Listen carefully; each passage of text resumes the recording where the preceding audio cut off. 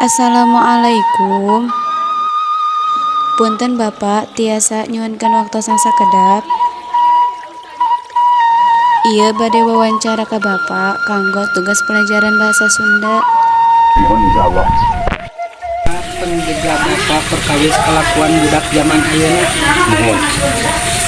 Upami ditinggali tina masalah luar pendidikan memang sangat bahaya kelakuan jalma dina zaman kiwari, terkecuali marurang kali teh aya dina lingkungan tempat pendidikan.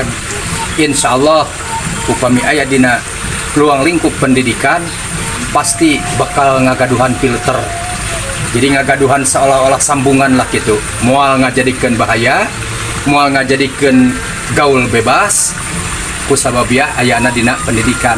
Tapi upami deet kana cilaka mah berarti jauh kana tempat pendidikan teh.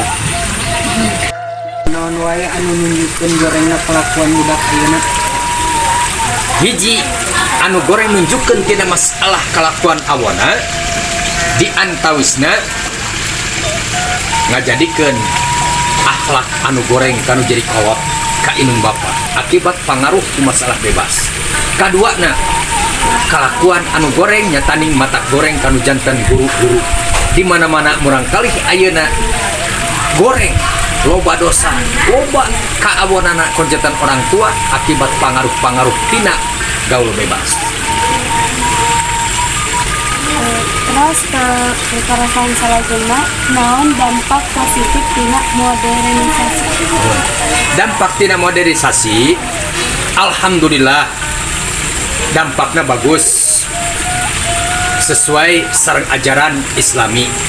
Naon sebabna? Sebab di ieu kampung di RT 25 RW 09 barudak santri, barudak anu aya di lemur, alhamdulillah masih kena tiasa diatasi ku nu janten guru-guruna oge ku nu janten orang tuana. Alhamdulillah jadi bagus kayak gitu. Panginten kumaha cara bergaul anu luyu sareng ajaran agama Islam?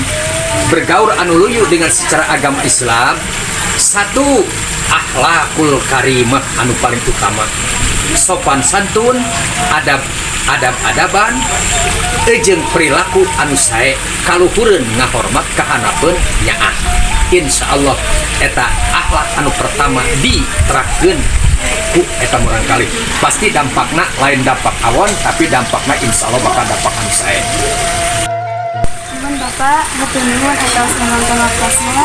Ampunten tos ngawagal Bapak. Henteu alhamdulillah wasiglah katan pipisan Bapak henteu kawagal. Alhamdulillah mudah-mudahan sing aya manfaatna ka sadayana khususna ka para siswa para siswi baik ayeuna anu aya di sekolah maupun anu aya di tempat pendidikan pesantren. Mudah-mudahan sing dijadikeun murang kali anu saloleh sadayana, anu solehah sadayana aya dina ridona Allah. Muhun alhamdulillah. Muhun sami-sami.